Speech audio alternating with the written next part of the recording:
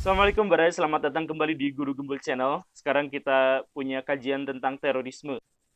Jadi, tidak seperti yang sebelumnya dan tidak seperti kajian sesudahnya yang biasa-biasa di Guru Gembul Channel, kita akan bahas pengalaman pribadi saya. Bukan hasil riset, bukan hasil apapun. Ini pengalaman pribadi saya. Saya cuma berbagi saja. Barai, kita mulai. Um, saya dianggap religius itu akhir SMA dan awal kuliah. Karena pada waktu itu saya awal-awal belajar agama Islam. Atau untuk orang yang pertama belajar agama Islam atau yang mualaf mungkin, di awal-awal menjadi agama Islam itu semangat, gelora, keimanan itu sedemikian kuat, membuncah gitu. Dan pada waktu itu juga saya benar-benar mengalaminya. Yang begitu banyak berulang kali pengalaman spiritual itu membombardir diri saya. Ketika awal kuliah itu, karena gelora semangat itu, maka banyak sekali teman saya menganggap saya itu adalah orang yang religius. Syukur alhamdulillah ya dipanggil seperti itu.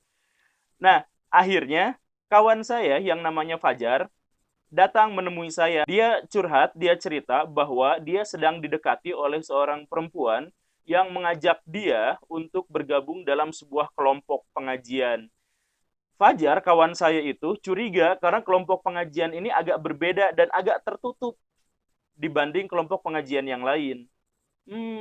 Karena itu, Fajar menemui saya yang dianggap religius, yang dianggap lebih tahu banyak tentang Islam, padahal sama aja, untuk menemui orang ini.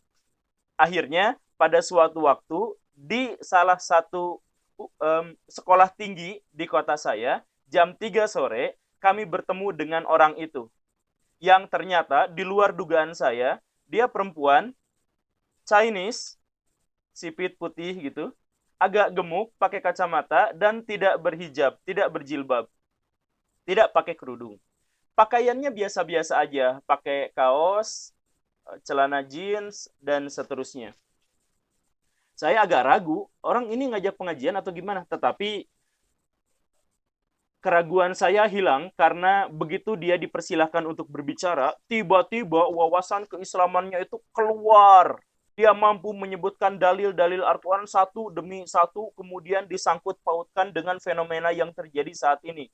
Luar biasa. Walaupun bahasa Al-Qurannya bahasa Indonesia, tetapi kemampuan dia untuk menghubung-hubungkan dengan fenomena saat ini benar-benar menurut saya luar biasa. Apalagi penampilannya dalam tanda kutip tidak Islami.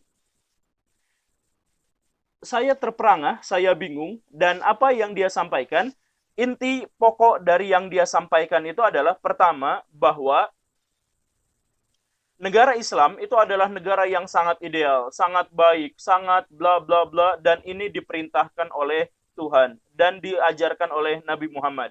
Kemudian dia sampaikan juga, dia benturkan dengan fenomena Indonesia hari ini. Bahwa Indonesia itu negara korup, bahwa Indonesia itu negara yang kesenjangan ekonominya tinggi, bahwa di Indonesia itu orang-orang yang miskin diterlantarkan oleh negara, bahwa pengkhianatan atas asas-asas kemanusiaan itu terjadi secara masif di Indonesia, dan seterusnya. Dia menyampaikan itu satu demi satu secara kronologis dan sistematis. Saya, oh begitu, ya ya ya ya ya ya. Jadi dia menekankan bahwa kalau mau terbebas dari kejahatan yang terjadi di Indonesia saat ini, maka saya harus bergabung dengan kelompoknya, dengan jamaahnya. Dia katakan bahwa walaupun Indonesia sekarang sedang carut-marut, kacau, kafir, togut, tidak sesuai dengan ajaran yang sesungguhnya, tidak ideal dan sebagainya, tapi dia sampaikan bahwa di dalam negara Indonesia ada negara lain yang menjadi bayang-bayang, katanya. Dia sebut namanya apa gitu, tetapi belakangan saya simpulkan namanya adalah negara Islam Indonesia. Dia sampaikan seperti itu. Saya oh-ohan, dan kemudian yang anehnya itu adalah walaupun saya awalnya terkagum-kagum, tetapi belakangan saya jadi bosan karena dia berbicara dari jam 3 sampai jam 5 sore, hampir nonstop, hampir tanpa jeda, dan dengan semangat yang tidak ada habisnya. Stamina bicaranya luar biasa. Ini saya panik karena saya itu mau sholat. Kan saya muslim. Teman saya Fajar juga muslim. Saya dengan Fajar saling sikut, saling kasih kode. Tapi orang itu tidak sadar.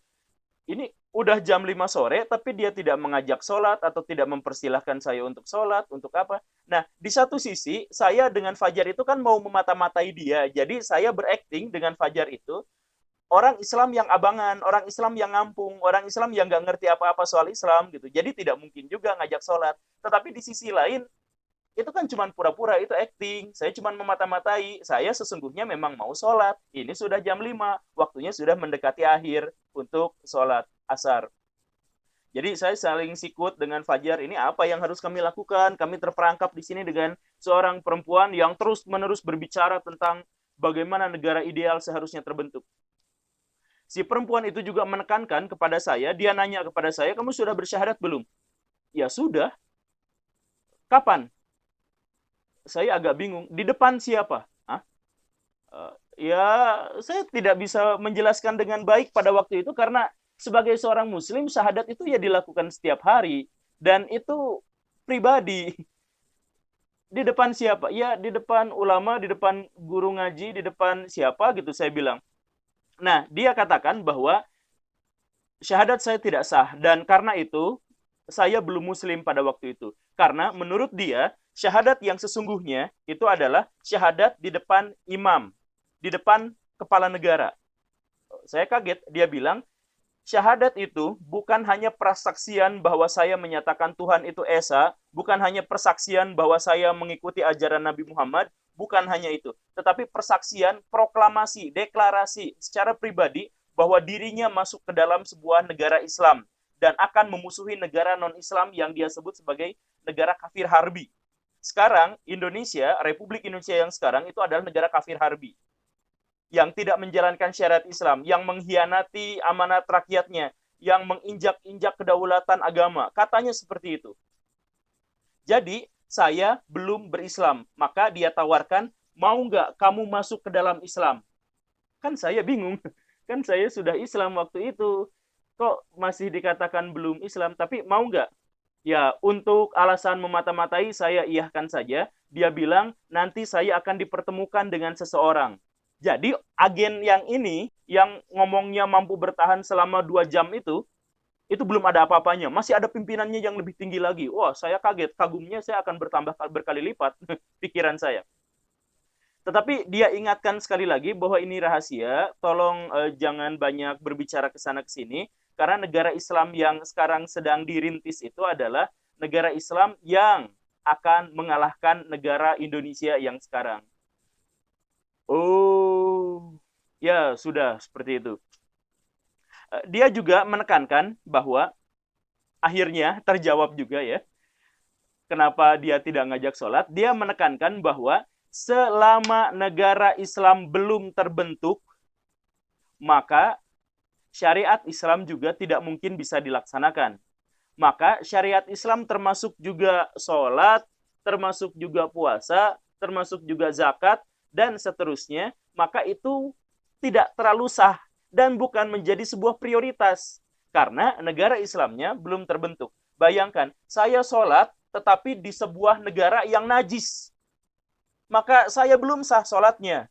Jadi abaikan dulu sholatnya, abaikan dulu puasanya. Yang paling utama itu adalah dirikan dulu negara Islam. Dimanapun. Dirikan negara Islam dan kemudian kebetulan kata dia bahwa saya punya imam, saya sudah punya penguasanya, maka saya berbaiat pada dia, maka sholat saya sah. Tetapi sholat kamu tidak sah, kata dia. Karena saya ada di negara non-muslim, saya berbaiat, saya memproklamirkan diri sebagai warga negara Republik Indonesia, maka saya tidak sah sholatnya. Begitu kata dia. Ya, saya bingung, tetapi akhirnya saya tidak kuat, jam 5 lebihan, saya dan Fajar menyatakan saya mau izin sholat dulu. Oh iya, iya, silahkan, silahkan. Tetapi karena sudah terpotong, dia tidak enak juga. Jadi kita akan lanjutkan pertemuan nanti lagi ya, katanya. Oke, kita bikin janjian kapan, kita apa. Dan akhirnya kita bisa sholat dan pulang. Dan menghirup napas berulang-ulang. Seperti kehabisan oksigen. Padahal yang berbicaranya dia. Nah, tetapi orang itu akhirnya hilang di telan bumi, entah kenapa tidak menghubungi lagi dan tidak bisa dihubungi. Sepertinya, mungkin, dugaan saya, dia curiga atau dia takut gerakannya diendus, jadi dia hilang saja. entah bagaimana, dulu belum zaman medsos, belum zaman apa, jadi masih telepon-teleponan, masih SMS-SMS-an. Nah, lanjut.